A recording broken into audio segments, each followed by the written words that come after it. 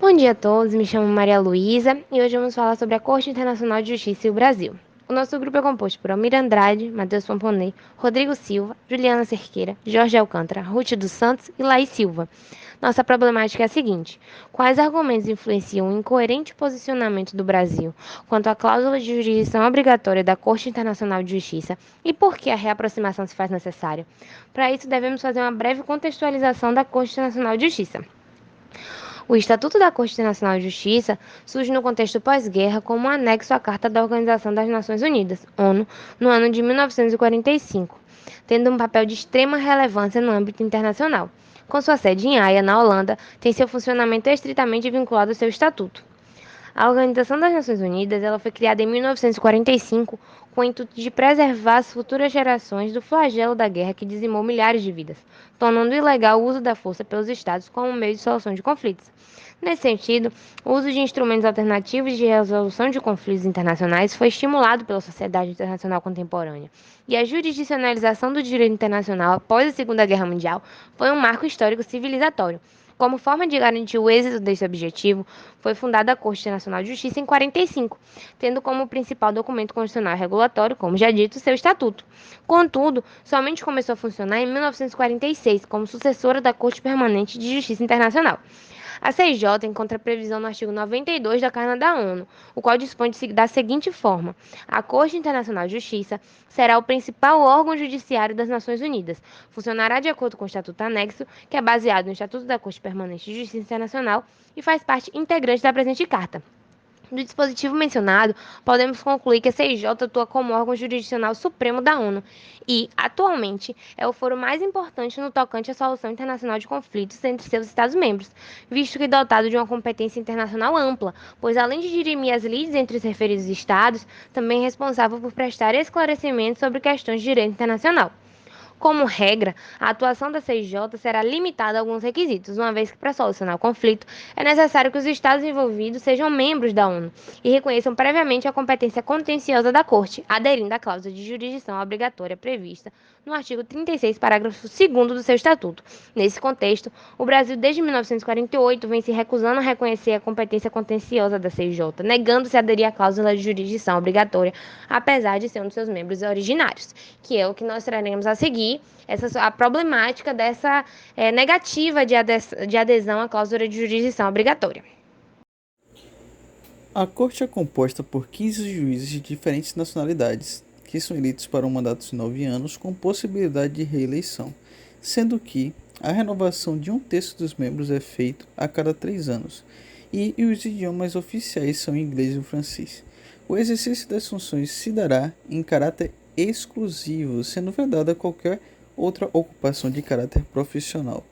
A Assembleia Geral e o Conselho de Segurança votam simultaneamente para eleger um candidato que deve receber a maioria absoluta dos votos dos dois órgãos, sendo que uma votação especial pode ser feita em caso de algum juiz vier a falecer ou afastar-se do cargo. Os membros permanentes do Conselho de Segurança têm historicamente representação garantida na Corte, mas, apesar de ter representação garantida, os mesmos não têm poder de veto e o voto é igualitário. A CIJ, por sua vez, preza pela imparcialidade para tratar de assuntos que lhes são trazidos, visto que detém de mecanismos para mitigar essa questão. A Corte Internacional de Justiça possui competência contenciosa e competência consultiva. A competência consultiva foi atribuída pelo artigo 96 da Carta das Nações Unidas e consiste na possibilidade de emitir parecer consultivo sobre questões de direito internacional a pedido da Assembleia Geral ou do Conselho de Segurança, ou de qualquer outro órgão das Nações Unidas ou entidade especializada que tenha sido devidamente autorizada pela Assembleia Geral a fazer questionamento à Corte. Já a competência contenciosa, segundo o artigo 38 do Estatuto da Corte, consiste em decidir, de acordo com o direito internacional, as controvérsias que lhe forem submetidas. Ou seja, consiste na possibilidade de decidir sobre questões internacionais que geram conflito entre Estados-membros da ONU. Contudo, para que a Corte Internacional de Justiça possa decidir sobre um conflito entre Estados, não basta apenas que eles sejam membros da ONU. É necessário que reconheça previamente a competência contenciosa da Corte, aderindo à cláusula de jurisdição obrigatória prevista no artigo 36, parágrafo 2º do seu Estatuto. A cláusula de jurisdição obrigatória leva o nome do brasileiro Raul Fernandes, tendo em vista que antes mesmo da criação da CIJ, o brasileiro havia proposto à Liga das Nações a criação de uma cláusula de jurisdição a qual possuía o objetivo de conferir mais autoridade, peso e relevância à Corte Internacional.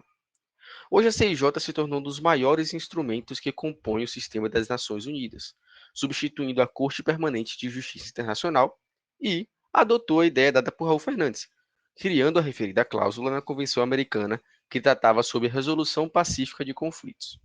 E qual o objetivo dessa cláusula? O objetivo é justamente que a Corte Internacional de Justiça se tornasse um órgão de jurisdição obrigatória ao conjunto da comunidade internacional, e que não fosse precisa a autorização dos estados a todo momento para que ela pudesse atuar naquele estado. Eles deveriam se comprometer previamente a aceitar a jurisdição da Corte. Sabe-se que todos os estados partes do Tratado Constitutivo das Nações Unidas são parte no Estatuto da CIJ, porque o Estatuto da Corte integra a Carta das Nações Unidas. Porém, a cláusula relativa à aceitação da jurisdição da Corte caberá ao Estado a sua adesão ou não.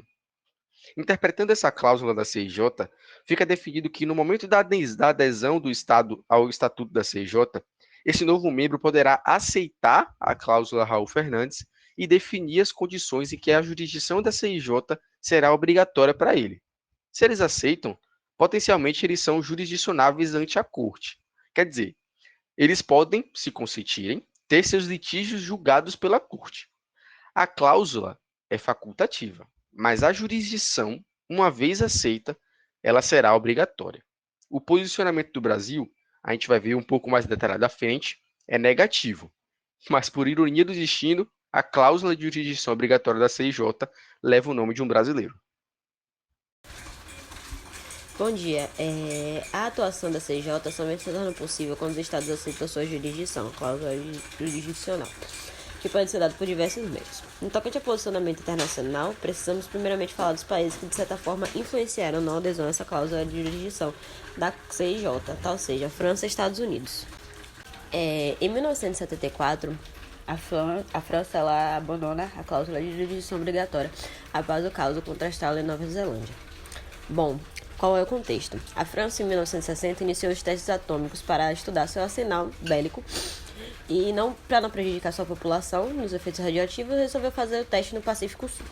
Contudo, ao detonar os nucleares nas Ilhas Paradisíacas, a Austrália e a Nova Zelândia se voltou contra o programa francês de forma óbvia, pois eles seriam afetados pelos efeitos colaterais da radiação. Bom, a Nova Zelândia e a Austrália tentaram de várias vias resolver sobre a situação, mas não deu muito resultado, então decidiram perante a CIJ acionar a França. De início, logo quando a França foi acionada por contrariar uma série de dispositivos de direito internacional, eles anunciaram publicamente o abandono do programa. Para minimizar suas perdas, pois já esperavam uma sentença que não lhe fosse favorável, a França consentiu pleito para os países Austrália e Nova Zelândia, que foram prejudicados com o programa. Tal situação só ocorreu porque foi perante a CIJ. Em contrapartida, a França ela abandona a cláusula de jurisdição obrigatória em 1974, se baseando no artigo 36, parágrafo 2º do Estatuto, com a seguinte motivação: o não respeito da reserva francesa emitida na declaração da citação de competência da CIJ. O artigo exclui as leis referentes a atividades que tinham um vínculo com a defesa nacional. Já em 1984, foi a vez dos Estados Unidos abandonar a cláusula de jurisdição. Os Estados Unidos iniciou uma série de operações organizadas pelo CIA no intuito de derrubar o governo de Nicarágua. A situação aconteceu pois, depois de anos de ditadura, as forças políticas de esquerda de Nicarágua estavam tentando contra a ditadura, lutando. Dessa forma, o Estado de Nicarágua acionou os EUs perante a corte, uma vez que eram eles que financiavam abertamente a operação, à época chamada Contra.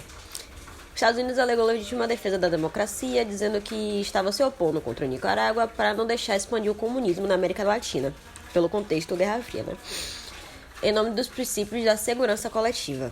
A maior potência militar e econômica do mundo foi condenada a pagar uma reparação por violação aos direitos humanos e poder respeitar a soberania do Estado de Nicarágua. Por causa disso, então, os Estados Unidos resolveu abandonar a jurisdição obrigatória.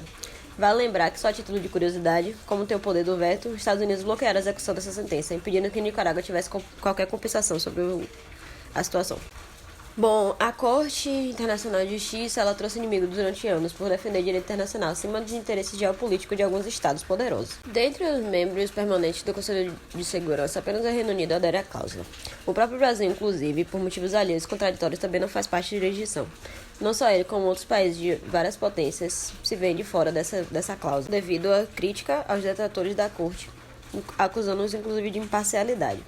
Por isso, há uma baixa adesão internacional perante a jurisdição, se levada em consideração a importância da Corte. Atualmente, dos 193 Estados-membros da ONU, apenas 71 aceitam a jurisdição obrigatória. Como já dito pelos colegas, a CIJ surge em 1945 e começa a funcionar em 1946. Seu objetivo consiste em efetivar a principal tarefa da ONU, a abolição do uso da força como meio de resolução dos conflitos. No entanto, como já dito, a CIJ não goza de uma atuação indisponível como atividade jurisdicional nacional.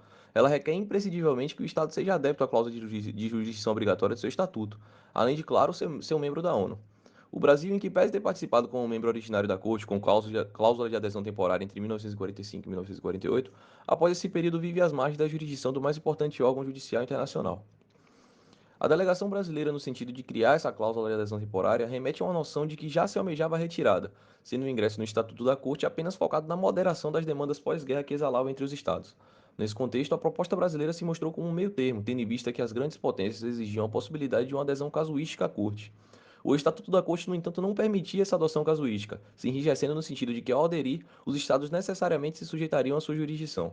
Ao longo dos anos, vigiu no Brasil diversas constituições, outorgadas e promulgadas.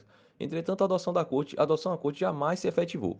Foram altas e baixas da democracia. No pós-guerra, a Carta Fascista de 1937 foi substituída pela Carta Redemocratizadora de 1946. Daí até 1967 foram anos de progresso democrático e social no Brasil, até que o regime militar nos assolou até 1985, retalhando parte considerável dos direitos individuais conquistados e abarcados pela Carta anterior. Em 1988 surge a Carta Cidadã, carta que vige até hoje, texto que se apresenta como uma das constituições mais lindas e garantistas já vislumbradas por um Estado. Neste texto, consta-se expressamente que a República Federativa do Brasil será regida por diversos princípios internacionais, dentre os quais consta inclusive a defesa da paz. Assim, o contrassenso do posicionamento brasileiro dá as caras quando nota-se sua Constituição ser uma carta altamente garantista e receptiva às normas internacionais. Entretanto, seu posicionamento é de reluta, se afugentando na afirmativa de que prefere os meios diplomáticos para resolver os seus conflitos.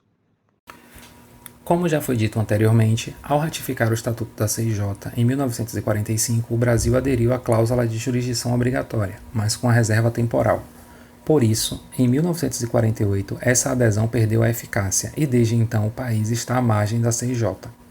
Algumas razões são apontadas para justificar esse posicionamento do Estado brasileiro. O uso da via diplomática e da arbitragem internacional para a resolução de conflitos é apontado como o primeiro motivo para a não adesão do Brasil à cláusula de jurisdição obrigatória da CIJ. Entretanto, esse argumento não deve prosperar, visto que a existência de uma via judicial não inviabiliza a utilização de outras formas não judiciais de resolução de conflito. É salutar que mecanismos judiciais e extrajudiciais coexistam.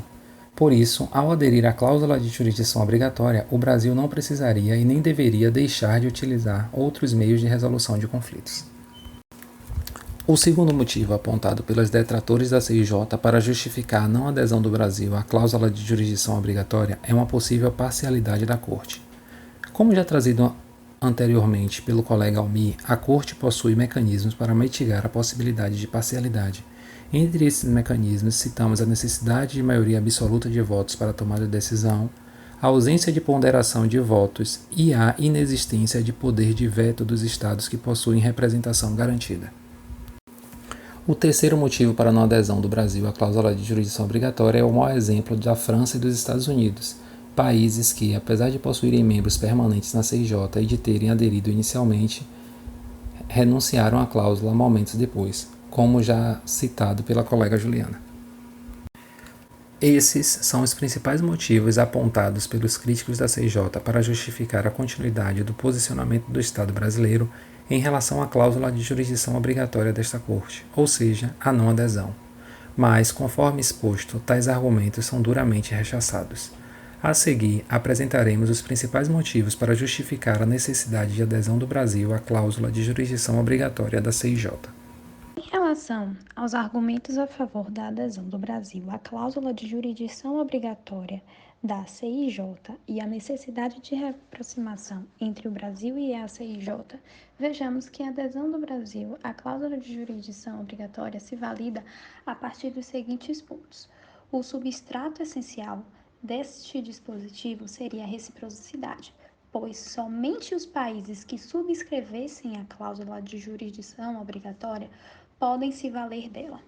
Outro ponto é que o Brasil, com a Carta de 1988, se inseriu no movimento neoconstitucionalista, adotando uma Constituição democrática, receptiva ao direito internacional, imbuída de força normativa, com eficácia e aplicabilidade direta e recheada de princípios referentes às garantias de direitos fundamentais.